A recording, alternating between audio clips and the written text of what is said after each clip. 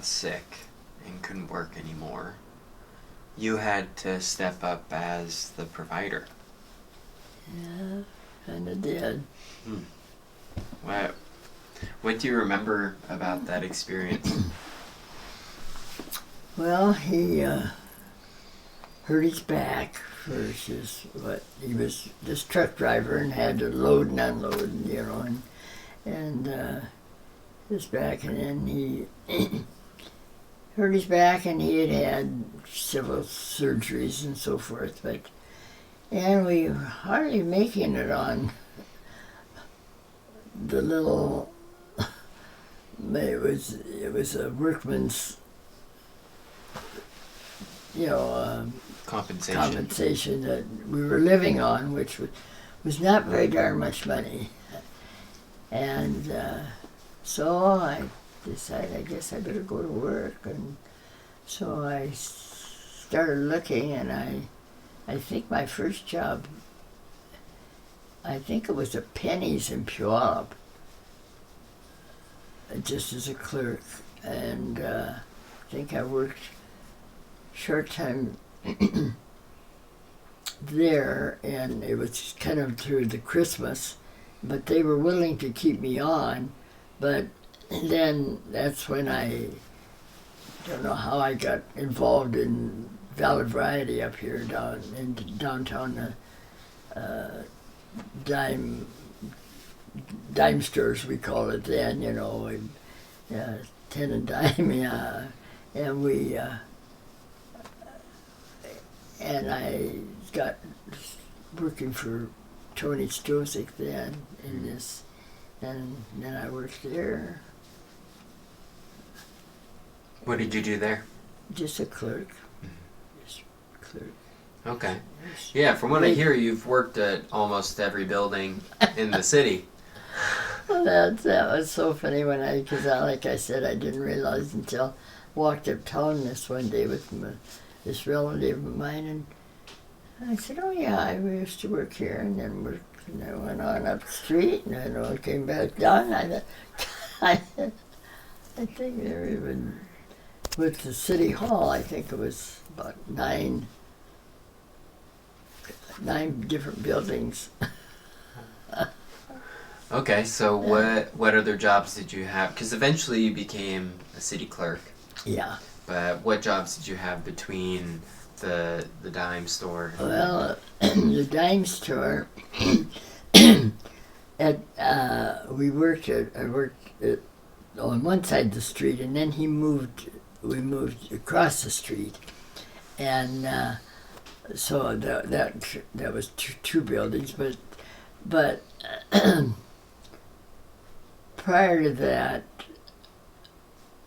I had worked in a drugstore. Well, the one drugstore that where I was the soda jerk, as I called it, and then there was another drugstore that I worked at for a short time before I went to Puget Power, and I was working at. Oh, one time I was in insurance just for a short time. This insurance, somebody quit at the office, at his office, and I don't know how he knew that I wasn't working or what, and he called him on, do you know if I'd like to come fill in while this one person quit. But then she finally came back, and so, but that was another building that I'd worked in, and so, but so I didn't work there very long.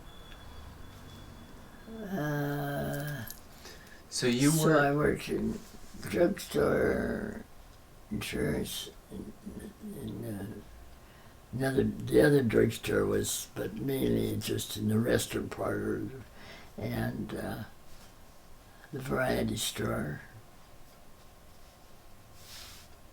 One time I worked for a bookkeeper in another building that building isn't here anymore. It was torn down. Mm-hmm. And so you worked for Puget Power up until you were 6 months pregnant with Donna. And then you had Donna, and you didn't... And I didn't work until 61 or 62 maybe, or Okay. I think it was 1961 that he got hurt or wasn't able to work much after that. He did go back to schooling, training. The state put him back because he was on, like I said, state. And so he learned to be a barber. And he barbered out at Fort Lewis for a while, yeah. How would you describe Ab as a father? Well, he was a good father. Chuck would say he was strict, but I don't really think that it was mainly because he wanted Chuck to cut he didn't like Chuck's long hair, and then he was a barber, so he had cut his hair. So Chuck always thought that he was, he was too strict because Chuck had long hair and great big, fuzzy hair. But I think otherwise, I think he was pretty mellow and pretty soft. I don't think the girls would ever say that he was anything, but he was soft and kind, yeah. Yeah. He was pretty quiet. He wasn't, very loud and boisterous or anything, he was very mild. Okay. Yeah. Help me with the timeline. So, Ab eventually got sick with cancer and passed away. What year did that happen? 74. 74. Okay. When did you become city clerk? 70. Let's see. I went to work. I think I went to work at the city at 60. Was it 63? Or 64. I think I went to work for the city. Like I always said, I was hired and fired before I actually went to work. I was working at Valley Variety, and the police chief, I went up to have a break from my work at a little cafe, just the coffee shop there, and the police chief was in there. And we sat, and I knew him, and so we were just having a cup of coffee, and he said, you think you'd be interested in working for the city? And I said, well, I don't know. I went, tell me what. He said, well, I think we're going to hire somebody to work in the police department. And he said, so why don't you come down and talk to Bob, who was the city clerk then. Come down and talk to him. So I did. I don't know when, but a few days later or something, I guess I went and talked to him. And so he said, I think the work would be kind of similar to what you did for Puget Sound Power and Light. He said, I was in the office and doing this and this. And he said, I don't know, I think you do all right. So the city clerk hired me. Well, then the mayor saw me at the office one day. He saw me in the office, and I guess he wanted to know what I was doing. They said, well, we just hired her. And he said, no, there's no position. He said, we didn't budget for that position. And he said, no, there was a friction between the mayor and the city clerk and some of the council people. So the mayor wasn't at a council meeting one night, and they approved the position, but the mayor hadn't approved it. I mean, mayor was gone, but at that particular meeting, but they had approved it. But it was a struggle between the mayor and the clerk or something, and so I didn't have a job, but I'd already quit. I'd already gave Tony my, that I was quitting and going to work for the city, and so the mayor called me and wanted me to come up and talk to him, so I did, and he said, well, there's just no position there. He said, there's not budgeted, and everything had to be budgeted, so he said, so there's just no job. So he said, but when the first year comes, he said, we'll put it in the budget. And he said, if you want the job first year, fine. I said, oh, I didn't even know if I wanted them. By then, I said, yeah, I got to work. And I said, no. So he said, well, let me make a phone call or two. So he called this bookkeeper friend of his, and I know she could use anybody, and said, oh, have her come see me. And so she hired me for the summer. I mean, it was just,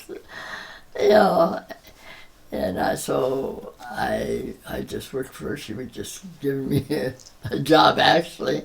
And then first year came, and he stood good on his word, and I went to work first year for the city. Yeah, and how long did you... 1964, yeah. Okay. How long did you work in that position until you became city clerk? I think it was about a year and a half. Oh. And I worked part-time in the front office and run payroll machine, and paid bills and stuff. And then the rest of the time was in the police department, taking reports and typing stuff and just doing whatever. Yeah. And then the city clerk resigned, and they made me city clerk, which I knew nothing about.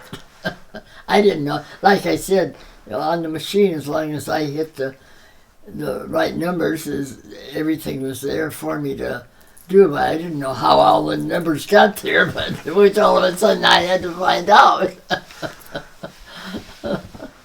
I had to do. But you did.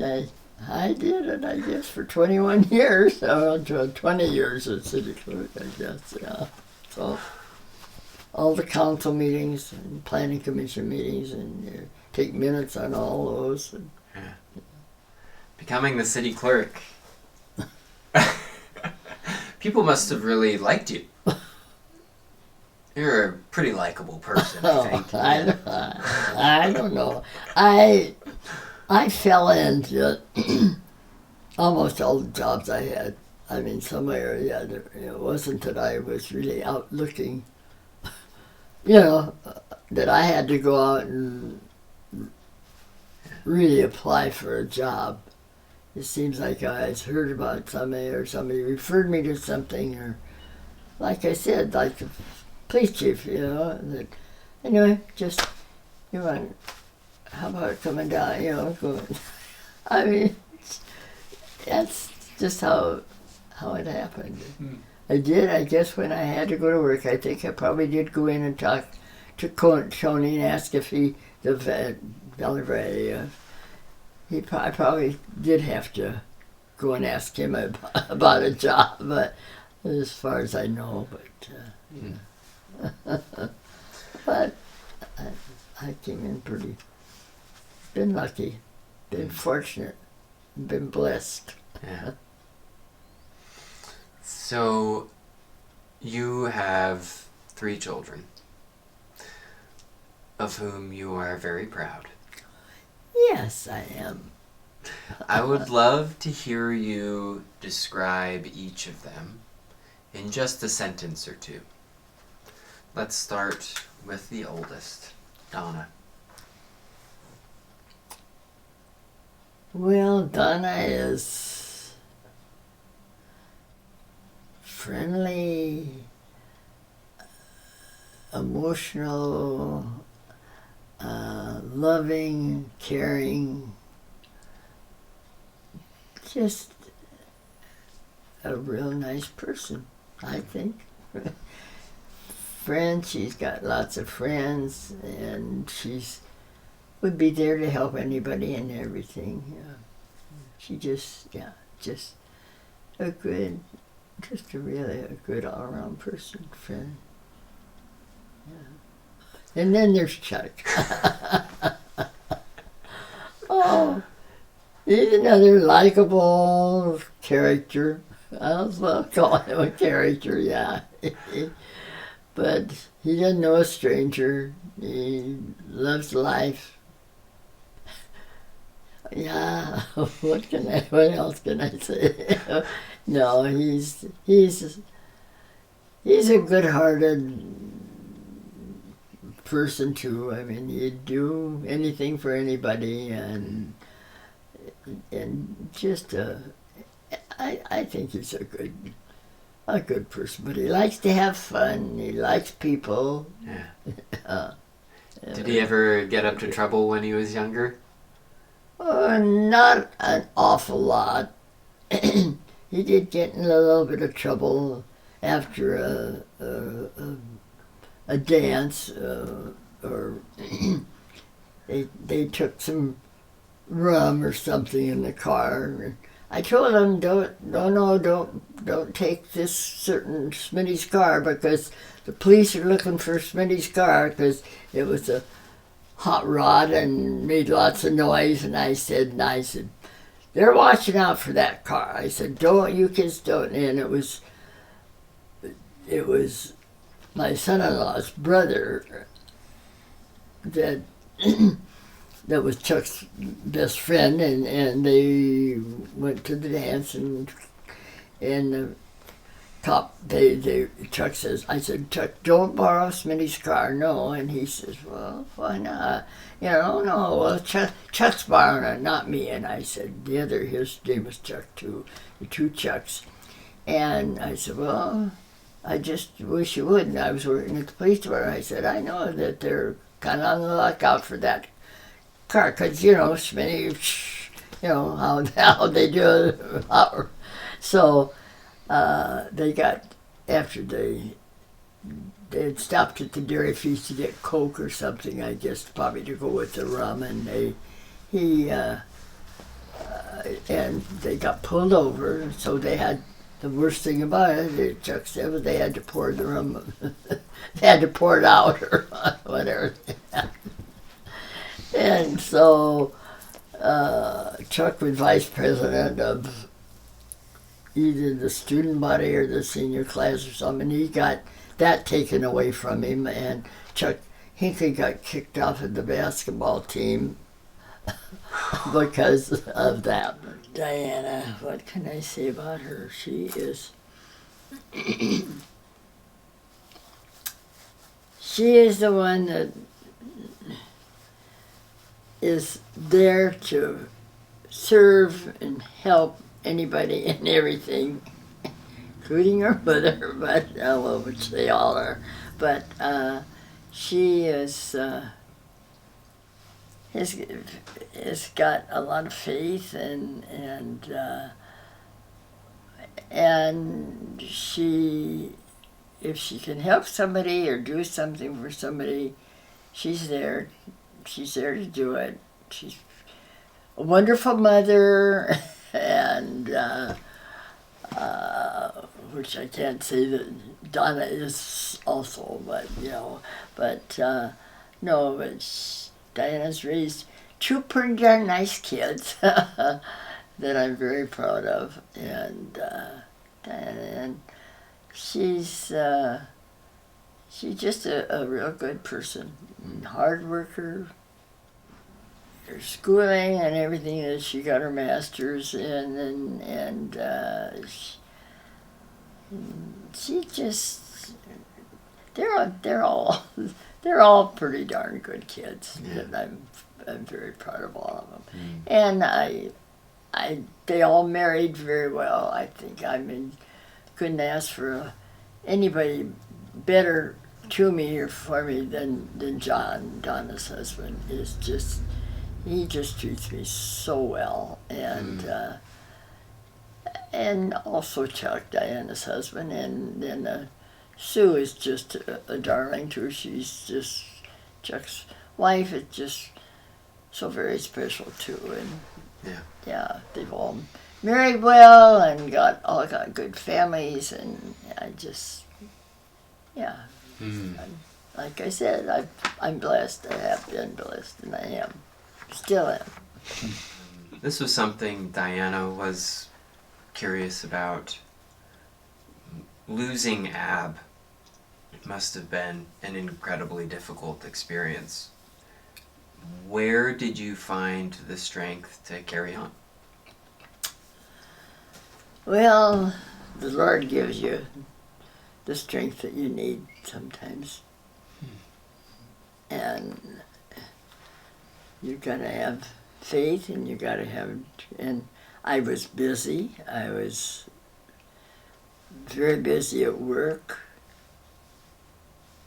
and your life's gotta go on, you can't just say it hasn't happened, and you've got to have, like I said, a little faith in what can I do now, and I mean, and like I said, being busy was one thing. You don't hardly have time to, because I was busy at work, and so it worked out. What kind of support did you get from your community? Oh, we particularly, well, we haven't gotten into the club that I belong to yet, but there was a lot of support there. These girls that I've been with for a number of years, and they're all, we were very, very close, because we had our meetings once a month, and we, we had each other, and that, and family, support, and friends, and church people too, that there were a lot of people that stepped in and helped me get through it. Yeah. Well, that transitions us quite nicely into Kai Hai Wahi. How did that friendship group come to be, and what made it so special? Well, we were what we called Junior Women's. It was a federated organization that helped collecting for different various organizations that, like muscular dystrophy, say, and some of the, the junior women's was kind of like that. Well, when you were 35, you weren't a junior woman anymore. So a lot of us were turning 35 or had been, so we had to leave the junior, or that club, and junior women's. And so then somebody said, well, let's start our own club. So take my dear friend Pearl Mance and several of us got together and met and said, well, let's show what do we do? We'll start. So I think it started out with 18 of us. Finally, by the time we got somebody who wanted this one to come in, and we organized, and it took us a long time to come up with a name, and that is a Indian name for conversation, culture. I don't know. It's in the book what all it means, but somebody came up with that name, and and what all meant. Someplace there, yeah.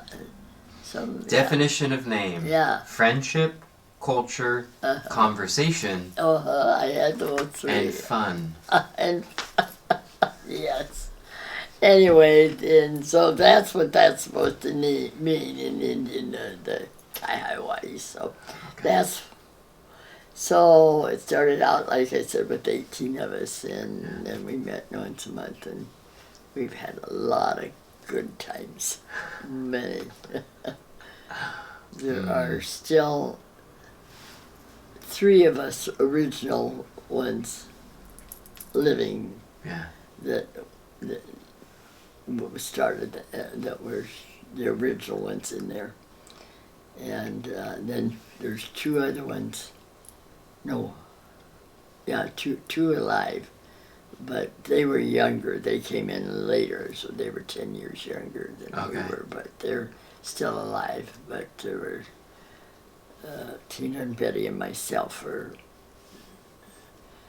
I think one's 98, the other one's 99, and then myself still alive. That are the original ones of those. Wow. Well, somebody decided that we ought to do a cookbook. So that's all. We all submitted.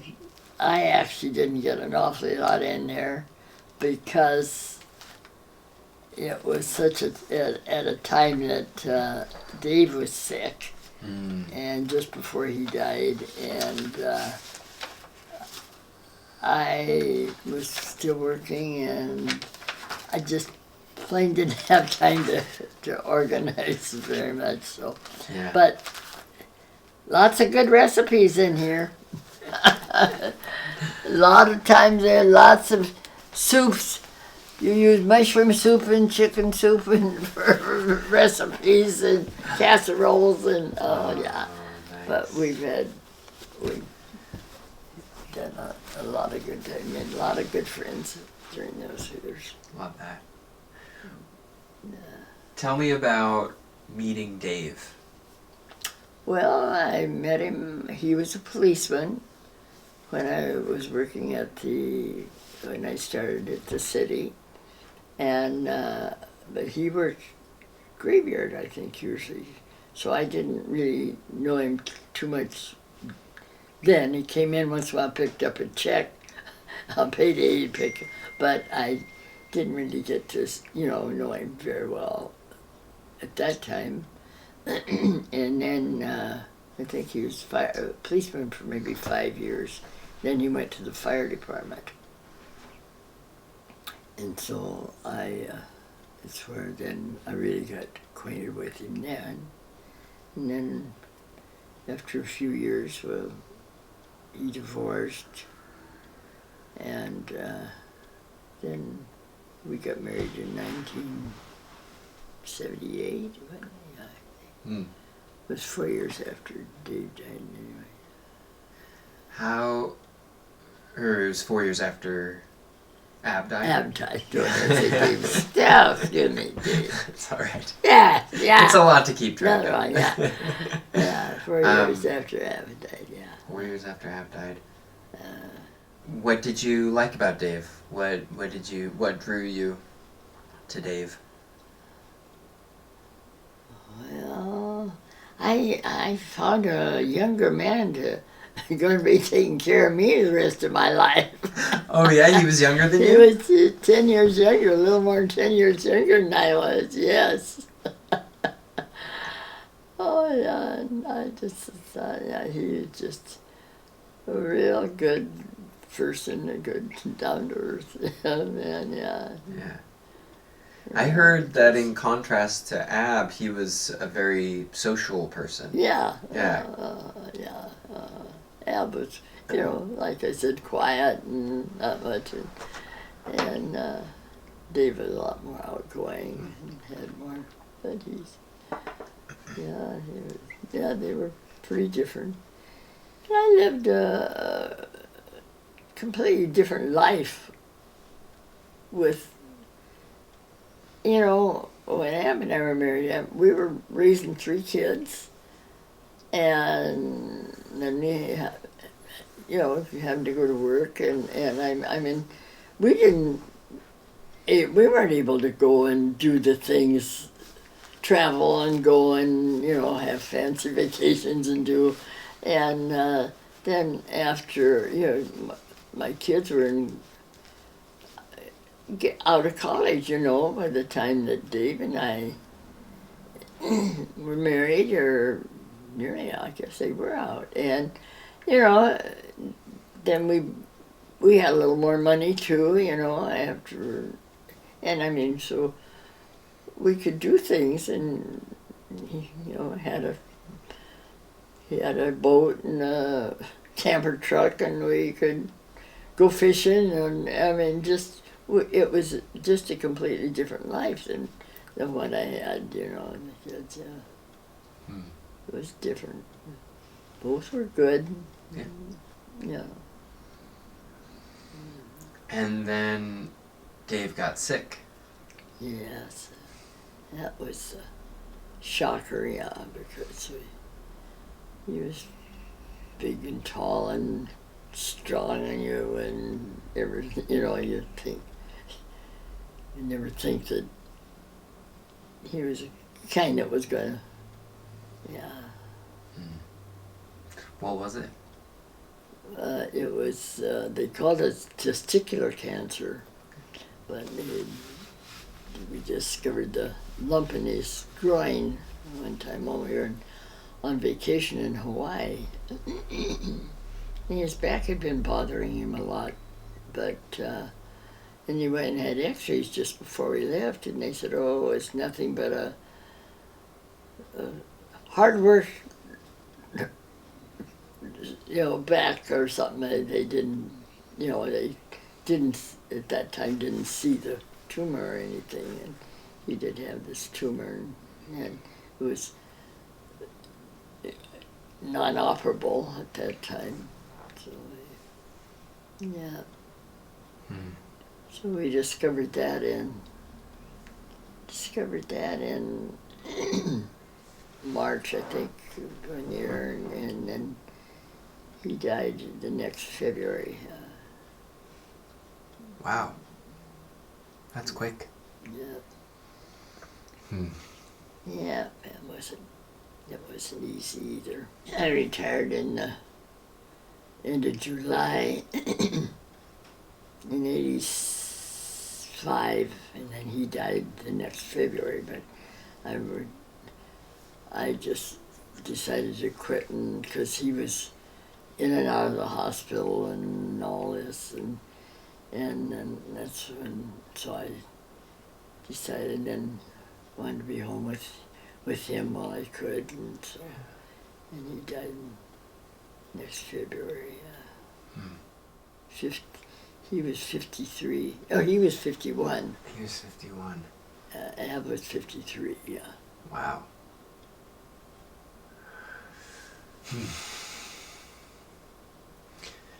And yet here you are. And I keep going and going. How come? Guess I'm too hungry. They say only the good die young, so I don't know what. Guess I haven't been very good. I think there are plenty of people who might disagree with that. But, how did you find the? I mean, you're still a lovely, delightful person. You still engage in your community, your friends. Like how did you overcome the grief of losing a second husband to, keep going? Just like I said, life goes on, and you still gotta. And I think when you see anybody as sick as both of them were, I think you just can't wish them to live on, and in those conditions, and that they're at peace. But you You have to have faith that there's a reason, and I don't know. Yeah. I don't know. It's hard. It's hard to explain, but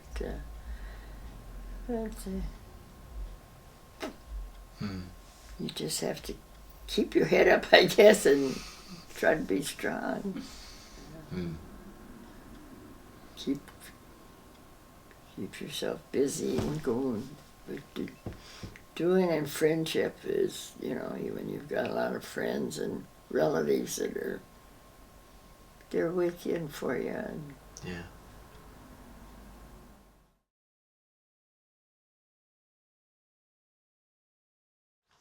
Let's do some more pictures.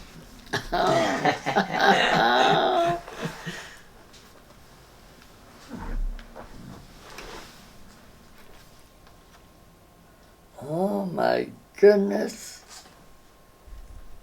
One of the few pictures that was taken in California. There we are. Oh my God. Must have been cold someplace. We were there. Oh, that's Chuck and Lacey. Oh my goodness. Oh, look at my hair there. Oh, yeah? Oh, that's cute. Nice. Oh, where did that one come from? So this one in the top left, that's you and Dave? Mm-hmm. Okay. Yeah, that's Dave and And then this, is that Chuck? yeah, Chuck down there? yeah, Chuck and his daughter Lacey. Oh, lovely. Yeah, And then who are these ladies? that's my sister Oh, okay. Merlin Estelle and myself. Yeah. Oh, okay. Nice.